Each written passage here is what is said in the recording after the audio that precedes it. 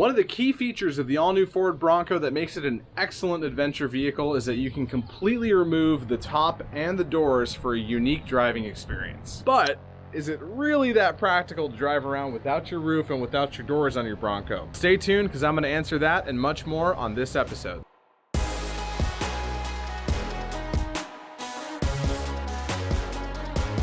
What is up, you guys? Matt McAdam here, aka Desert Chief, only on Driving Lines Chasing Dust. So on this episode today, I'm going to show you guys the right way of taking off your top and your doors. I'm going to give you guys some tips for driving around like that, and then give you my opinion on why it may or may not be a good idea. But first things first, let's get this thing all stripped down. Starting with the doors, you're going to want to roll all your windows down to protect them during the removal process. If you have door storage bags, now is the time to put them on. I don't have them, so I'm going to be storing my doors just inside my garage along the wall here. Next, you're going to want to find your toolkit that came with your Bronco, and inside of it, you're going to need your 1/4-inch drive as well as your 13mm socket, and that is the only tool you're going to need to remove all 4 doors. It doesn't matter which door you start with. We're going to do the front passenger here, and it's very easy. There's just 2 bolts, a top hinge, and then a bottom hinge, and those 2 bolts are the same size, 13mm. You're going to use your tool to remove those, and you're going to remove the electrical socket from the door. So first, we're going to remove the top hinge bolt. We're just going to loosen this bolt and then remove it. Very easy. Same with the lower bolt. We're just going to loosen that and remove it as well. The door will just sit there as you pull the socket out of there. Very easy, just pull it, and then the door for the socket should close behind it. It's spring-loaded. Once you have the door loose, you want to hold from the area at the bottom of the door that says lift. I like to grab the handle at the top over there on the other side with my other hand, and we just simply grab both parts of the door, lift straight up, and then out. Moving on to the back doors, it's the same exact process. There's an upper hinge bolt and a lower hinge bolt. We're just going to undo both of those and then remove the plug the same exact way.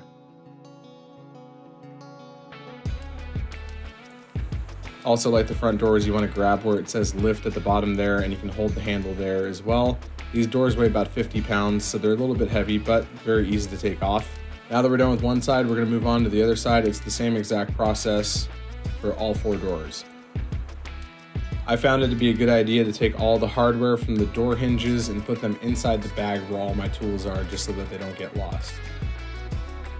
The hardtop removal process is simple, but can require a second pair of hands. You're going to want to start with the driver's side front panel, and it's very easy to remove. Just undo the latch at the very front under the visor, and then you're going to undo the other 3 rotational latches on the other 3 corners.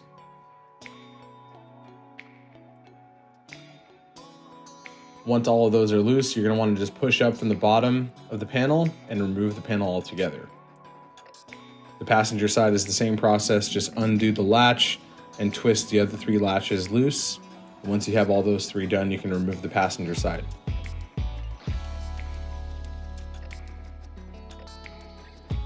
If you have a 4-door, you're going to have a back seat panel that's a large single-piece panel, but it is removed very easily the same way as the front. You're going to undo the 2 latches in the front corners. So we're going to take off the passenger side here and undo the other rotational latches. There are 3 at the back, 1 in the center and 1 on each side.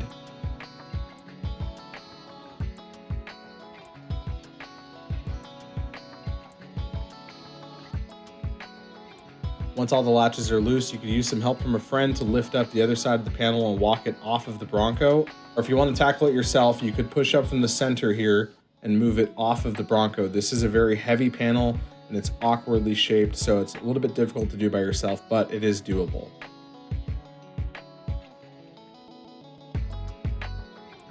Now, the back portion of the hardtop is the heaviest, and it is the most difficult to remove. However, there are a few things we have to do before we can take it off.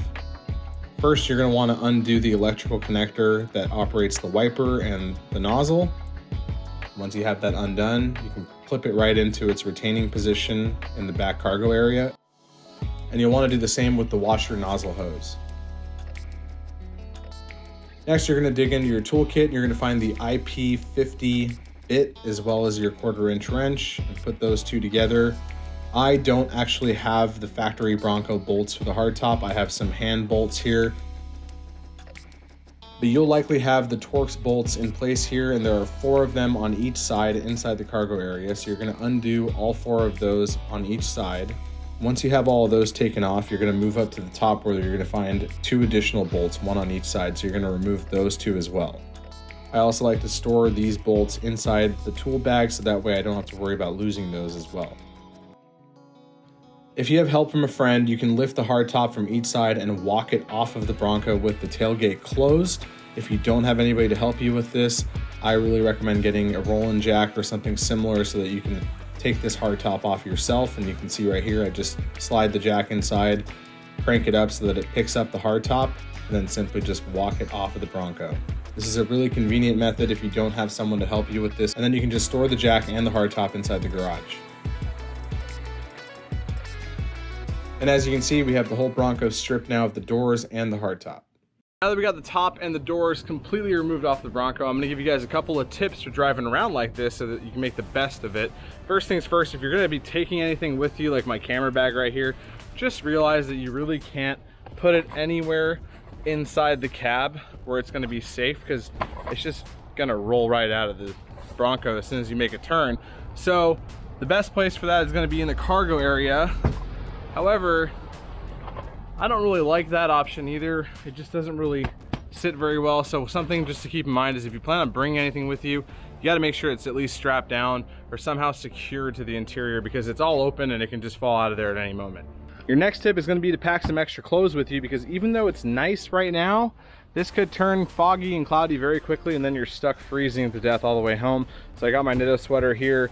I'm just going to pack this deep inside here where it can't fall out, and then if it gets a little colder, I'll have it ready to go. One more pro tip: if you plan on doing this very often, I highly suggest getting yourself one of these mesh shade covers, or even the full canvas shade covers. I like the mesh one because I like to at least still have the open top look, but definitely saves me from burning and just keeps everything nice and cool inside here, because on hot summer days these seats can get very, very hot. Let's go for a little drive. Just want to remind you, do not leave anything inside your pockets, especially your keys, while you're driving around without your doors on. It's a very easy way to lose something, have it fall out of your pocket, and then it's just gone. Good luck finding it after that, especially if it's your keys. So make sure everything's stowed away nice and safe. I like to put everything inside the center console. That way I know it's not going to leave. Just going to go for a little cruise down by the beach. To be perfectly honest with you guys, these Broncos are actually very loud even with the roof and the doors on, so it's just pretty crazy how loud they are when everything's removed. Sounds good though. It's a lot like driving a golf cart with 37s and 450 horsepower. I definitely don't feel protected driving around, because anybody hits you from the side and there's nothing to protect your legs or the rest of your body from getting hit. A little bit of a scary factor, but I think that that just adds to the adventure, and I think that that's why people like taking their doors off. It's just a little bit risky and dangerous, and it's fun. I'm not gonna lie to you, it's a lot of fun. It's like I said, it's like driving a golf cart on the street, but you can do, 70 miles an hour down the highway with them off. We are doing about 50 miles an hour. Slight breeze here on the coast. I don't think you guys can even hear me very well, but there's no way I'm making a phone call right now. I mean, it's just useless. So just keep that in mind. If you're going to be trying to talk to people on the phone using your car's infotainment system, you're just not going to hear anybody, and they're not going to hear you. All right, just a short little cruise down to the beach here. This is like a perfect thing that you would do to take the top and the doors off of your Bronco, come down to the beach, cruise down the coast a little bit. Let's say you get somewhere you want to park and you want to get out, maybe grab a bite to eat or walk around or something. It's a little bit scary leaving just like this with the doors open. I mean, anything you leave in here is just up for grabs for anybody walking by. So one of the things I like to do is lock my center console so I can throw all my stuff in there, whatever is valuable. Lock that with your key. You just grab the key out of the fob here and you can just lock this. And then the same goes for your glove box, which is right there. So you can go ahead and just lock that up too. But I would definitely suggest getting yourself one of these locking storage cases for the back. This one's from Tuffy. It's actually made for the Bronco, so you can see it says Bronco right there. And just put all my tools and stuff or whatever you want to put in here, and then you can just go ahead and lock that guy and nobody can get in it.